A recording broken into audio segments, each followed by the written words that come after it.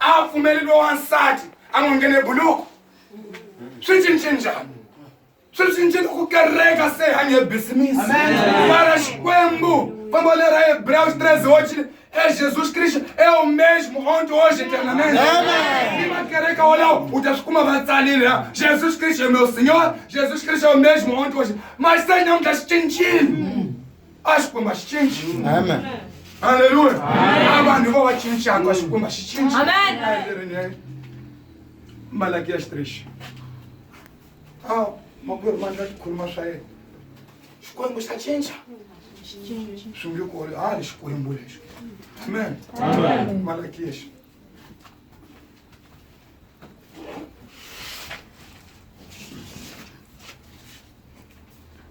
Malaquias 3.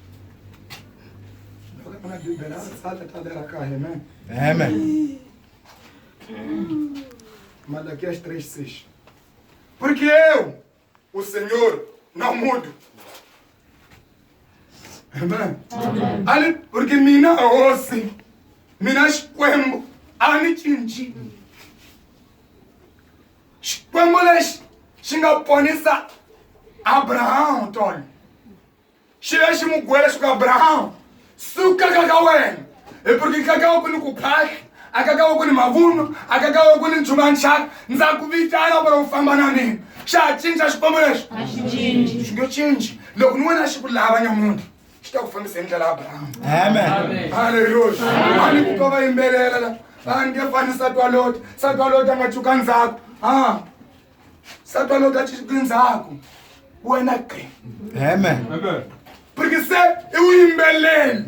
Mara munhu nga swi teki leswi a swi vuyisa ndzeni ka yena. Aleluya. Swa ku Xikwembu loko xi ku gwela nchumu a porochuka ndzhaku. A porochuka vana va wena. A porochuka mama kwerhu. A evangeli leyi a bibele leswi ni ta vuyisa kwini ku ta ve ni ku vengana entre mamani ni vana. Ku ta ve ni ku vengana entre bava ni n'wana. Entre nuna ni nunu ni nsati. Porque lo wansati a ta vuya a yi amukeli evangeli leya ntiyiso. A fika yi gwela no wa ni nge swi twi laha ka. A lo wansati a ta vuya ni nuna vuya ni evangeli a ta fika gwela mamani wakwe ka tanga ni amukeli swo ngeli a ku leswi ni nge swi twi laha ka. Se leswi leswi ku vengana. Haleluya. Mara amchuma ku ponisiwa a yi fambi group. A ku ponisiwa ku fambi família.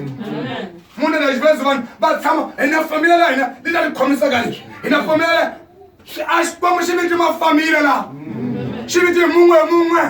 Loko chuka bibele xi viti Moses. Haleluya. Xi viti Abraham. Abraham asuka ni nsati wa yena asuka na Lot. Mara ku fika endleleni va nga mi va hambana. Porque rito leli Xikwembu xi nga va vitana a va nga fambi ka lolo hinkwavo. Se leswaku lo fambe ndlela leyi mi ta fambeni. Amen. A rito lo la liku li fikika ka lo. Ni ku lo nyamutlha huma porque ndzili wakhe.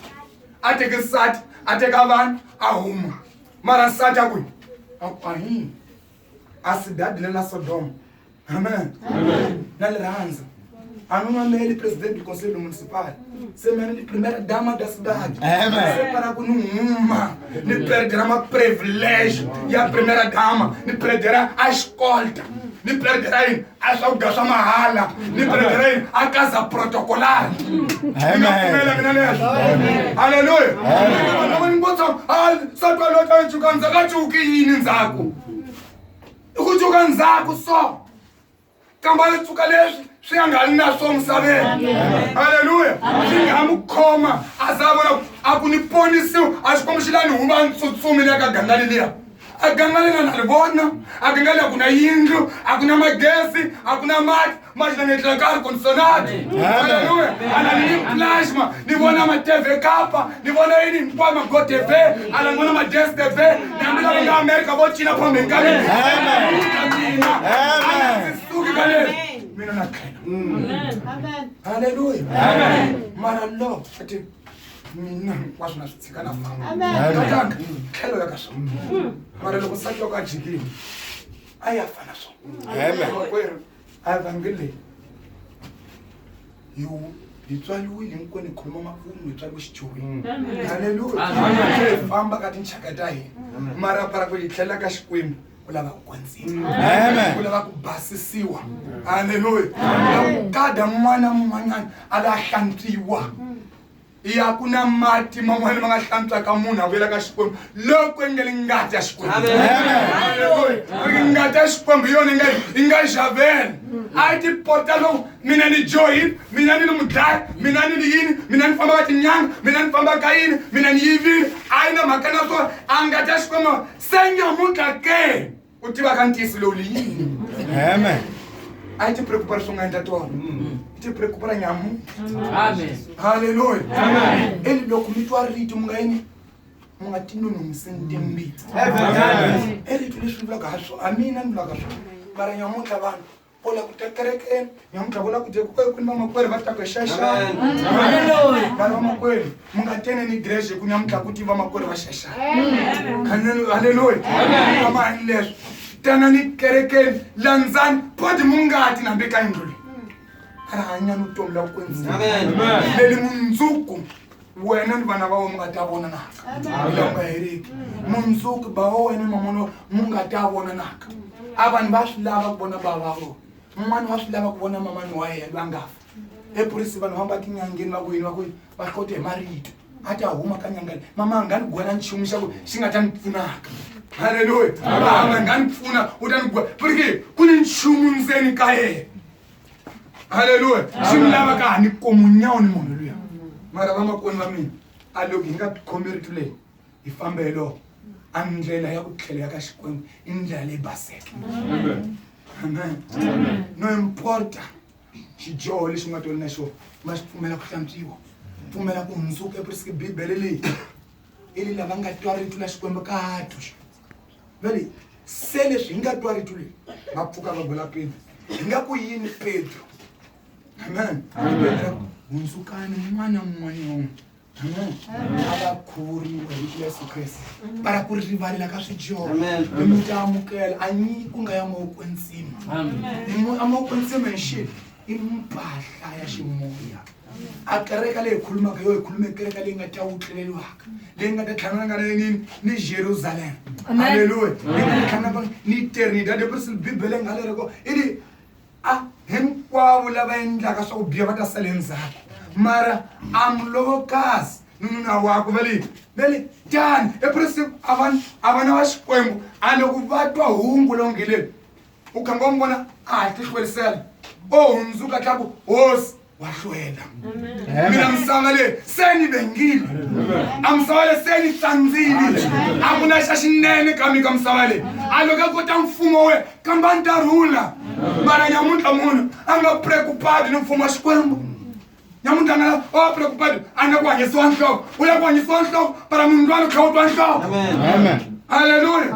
A nga ku hanyisiwa ndzeni para wetleta u tlha u twa ndzeni mi ma ku ka ma ni lavi leswo.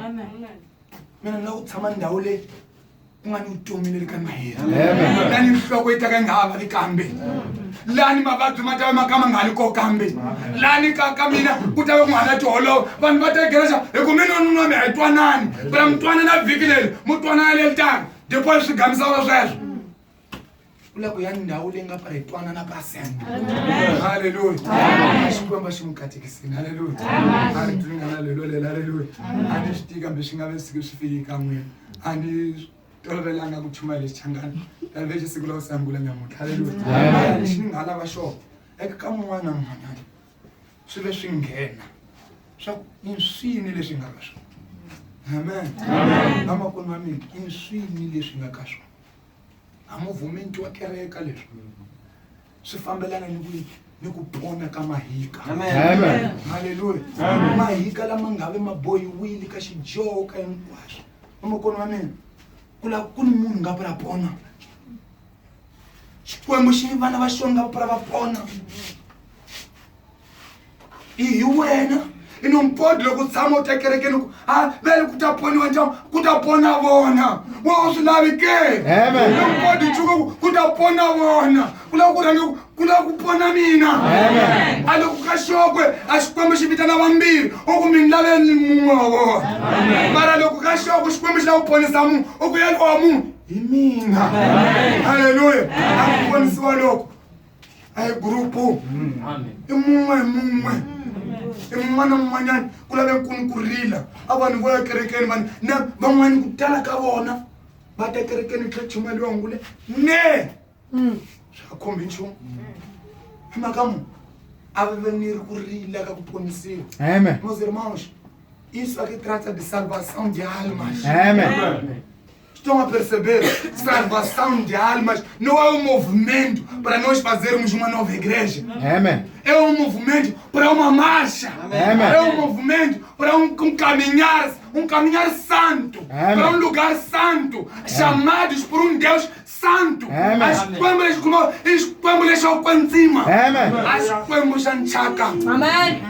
Aleluia. As quembras são chaca. As quembras.